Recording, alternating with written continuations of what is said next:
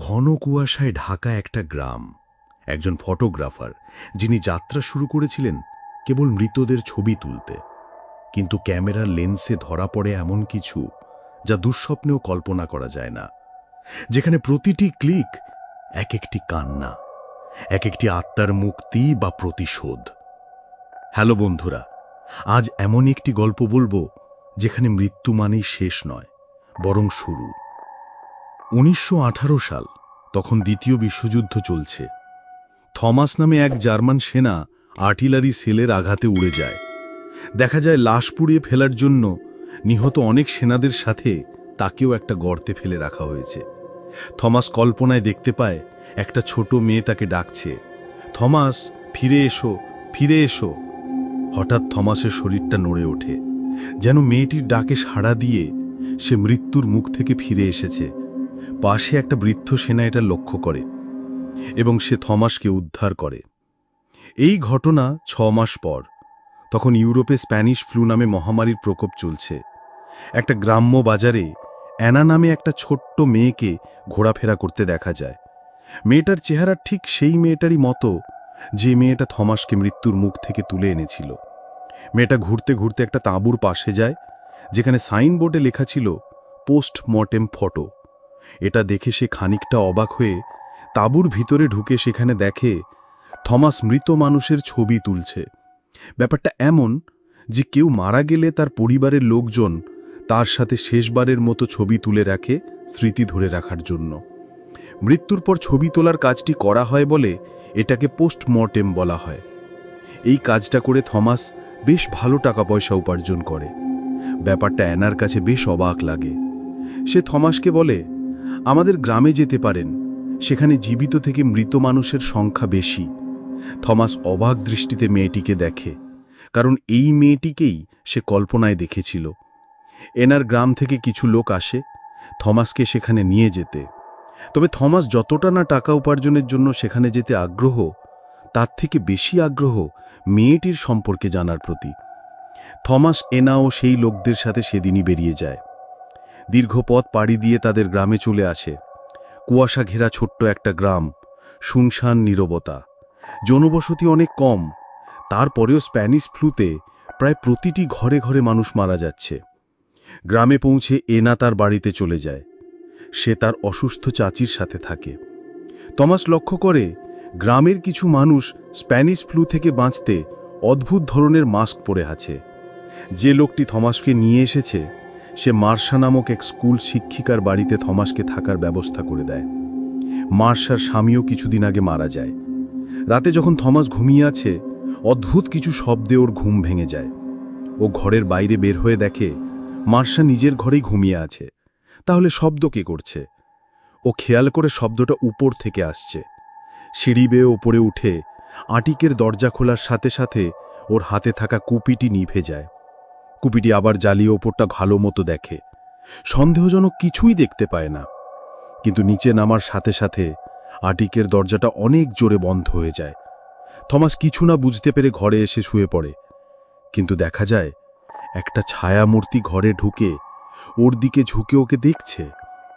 সকালে ব্রেকফাস্ট করার সময় থমাস মার্শাকে কাল রাতের ব্যাপারে জিজ্ঞাসা করলে মার্শা ওর কথায় তেমন পাত্তা দেয় না। সেদিন পোস্টমর্টেম ফটোশ্যুটের জন্য থমাস একজনের বাড়িতে যায়।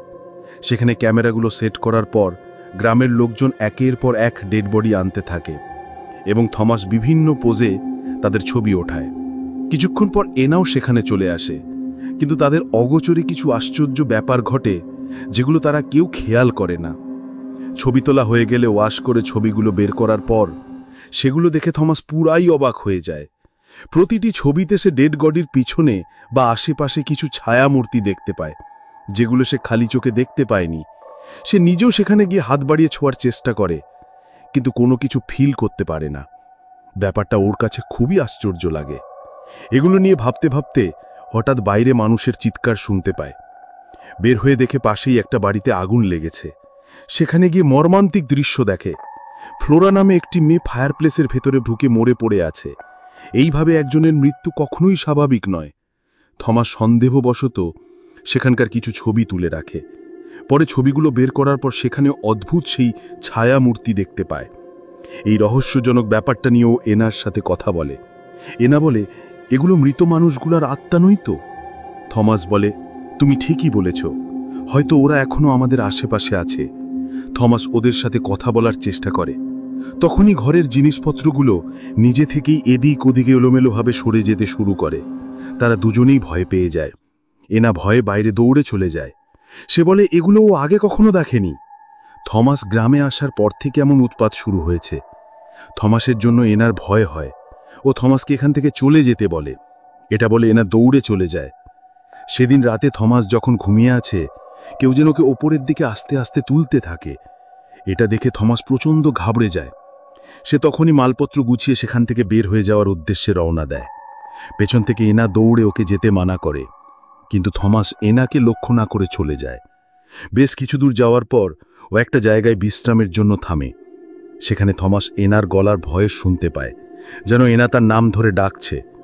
সে এটাকে মনের ভুল ভেবে শুয়ে পড়ে। কিছুক্ষণ পর সামনে এনাকে দেখতে পায়। ও শূন্যে ভেসে আছে, যেন কেউ ওকে শূন্যে ঝুলিয়ে রেখেছে। থমাস মনে করে হয়তো এটা একটা সংকেত, হয়তো এনা বিপদে আছে। ও আবার গ্রামে ফিরে যায়।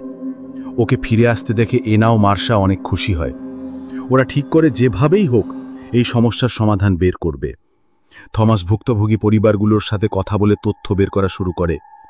এটি মহিলা বলে, সেদিনও বেসমেন্টে কাজ করছে, আর তার হাজব্যান্ড টেবিলে, যেখানে এখন থমাস বসে আছে, সেখানে বসে খাওয়া দাওয়া করছে।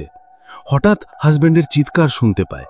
ওপরে এসে দেখে তার হাজব্যান্ডের মাথা দেহের মধ্যে ঢুকে মরে পড়ে আছে। থমাস ও এনা বেসমেন্ট ঘুরে দেখতে যায়। সেখান থেকে ওপরে ওঠার সময় ওরা খেয়াল না করলেও ওদের পেছনে একটা ছায়ামূর্তিকে দেখা যায়। থমাস বেসমেন্ট থেকে ওপরে উঠে এলেও এনা সেখান থেকে বের হওয়ার সময় কেউ যেন আচমক বেসমেন্টের দরজা বন্ধ করে এনাকে সেখানে আটকে দেয়, আর ওপরে থমাসকে টেনে জোর করে সেই টেবিলের সেই চেয়ারটিতে বসায় যেখানে সেই মহিলাটির হাজব্যান্ড বসেছিল। সেখানে বসে থমাসের কল্পনায় দেখায় কিভাবে মহিলাটির হাজব্যান্ড মারা গিয়েছিল। এই ঘটনায় থমাস খুবই ঘাবড়ে যায় এবং সেখান থেকে বের হয়ে আসে। থমাস মহিলাটিকে জিজ্ঞাসা করে তার হাজব্যান্ডের ডেড বডি কোথায় রাখা হয়েছে। মহিলাটি বলে, ফার্ম হাউসে। এখানে বলে রাখা ভালো যে সম্প্রতি সেই গ্রামে এত পরিমাণে মানুষ মারা যাচ্ছে যে তাদের ডেড বডি সৎকার করা সম্ভব হচ্ছে না, কারণ প্রচণ্ড ঠান্ডায় সেই গ্রামের মাটি জমে শক্ত হয়ে আছে। তাই তাদের ডেড বডিগুলো গ্রামের একটি ফার্ম হাউসে ফেলে রাখা হয়েছে। তারা ফার্ম হাউসে পৌঁছে অনেকগুলো ডেড বডি দেখতে পায়। এনা একে একে সবার নাম বাড়ে, আর থমাস সেগুলো লিখে রাখে। সে ডেড বডিগুলোর ছবি তুলতে থাকে। তার সাথে সাথে সামনে দাঁড়িয়ে থাকা এনারও কিছু ছবি তুলে রাখে। থমাস ডেড বডিগুলো ভালো করে লক্ষ্য করে দেখে তাদের শরীরে অদ্ভুত রকমের দাগ। তার মানে তাদের সবার মৃত্যু স্প্যানিশ ফ্লুয়ের কারণে হয়নি। ওরা বাড়ি ফিরে আসে। থমাস ছবিগুলো বের করে সেখানেও অনেকগুলো ছায়ামূর্তি দেখতে পায়।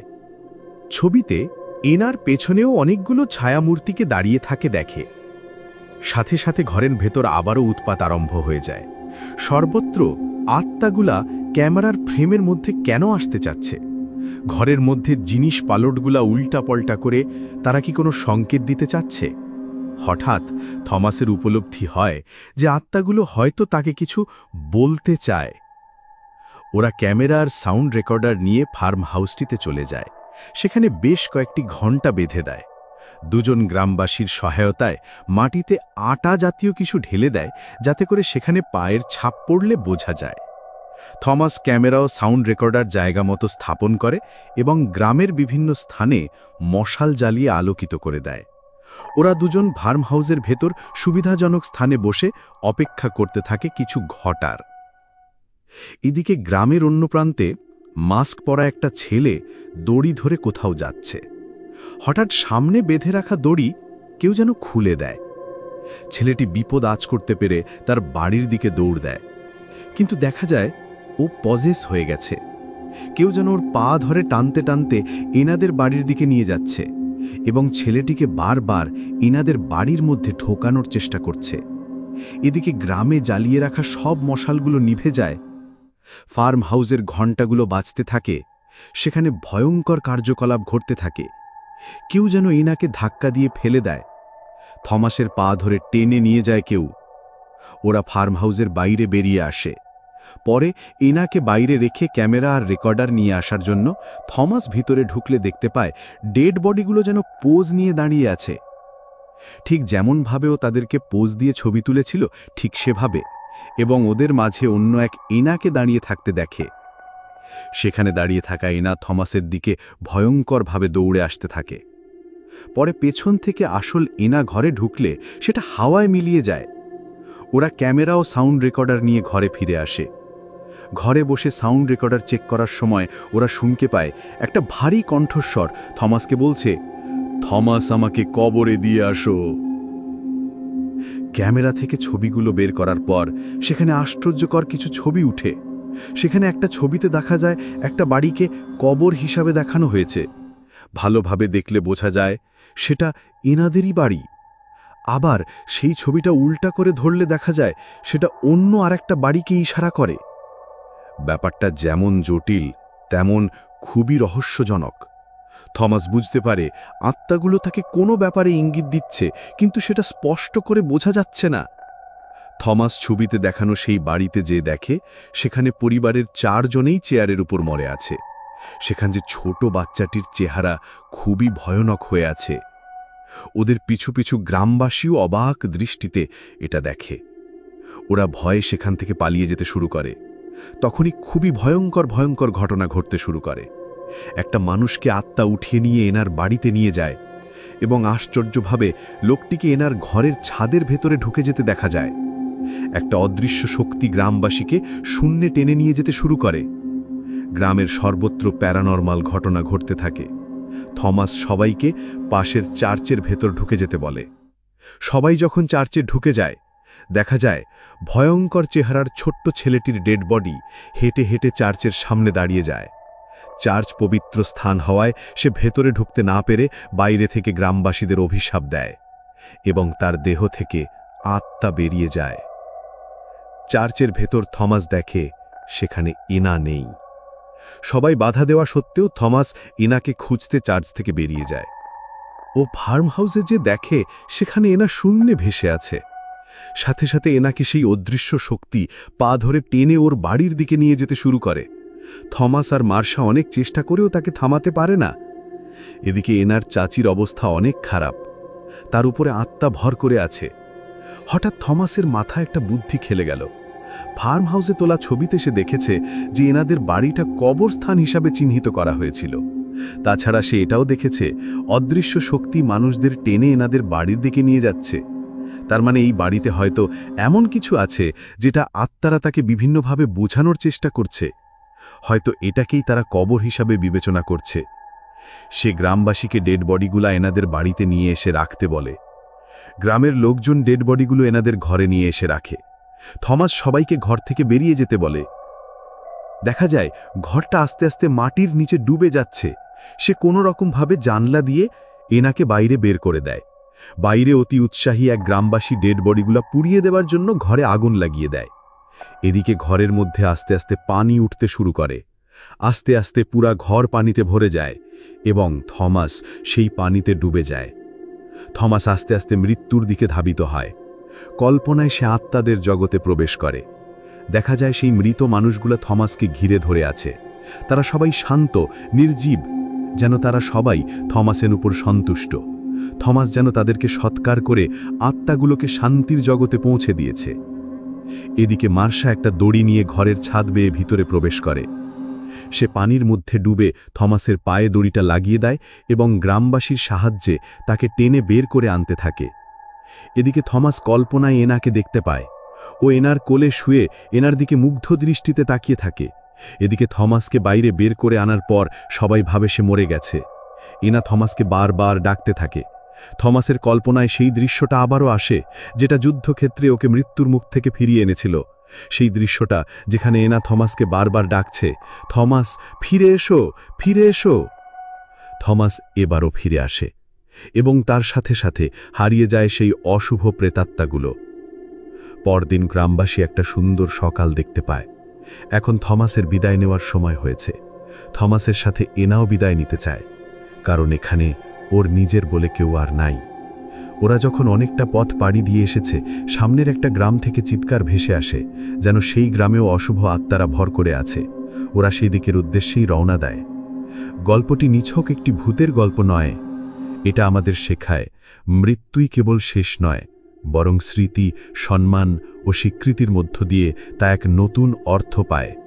যারা চলে গেছে তারা শান্তি পায় তখনই যখন জীবিতরা তাদের ভুলে না গিয়ে শ্রদ্ধার সঙ্গে স্মরণ করে। এটি একটি প্রতীকী বার্তা, ভুলে যাওয়া নয়, মনে রাখাই মুক্তির পথ। গল্পটি ভালো লাগলে আমার ইউটিউব চ্যানেলটি সাবস্ক্রাইব করো। ফেসবুকেও এমন গল্প পেতে ফেসবুক পেজটি লাইক ও ফলো করো।